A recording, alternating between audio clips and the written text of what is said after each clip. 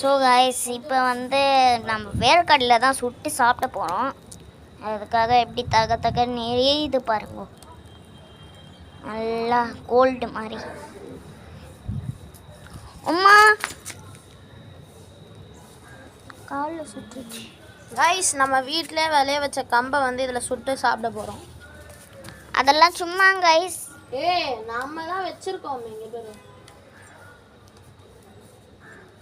இங்கே பாருங்க, சூப்பராக இருக்குது நம்ம வீட்டிலே வளர்த்த கம்பு. இது பாருங்க, இன்னொன்று பாருங்க, இது பிடிமா, இதை பாருங்க சூப்பராக இருக்குது. இதை சுட்டு காமிக்கிறேங்க. அம்மாயா எரியுது. அம்மா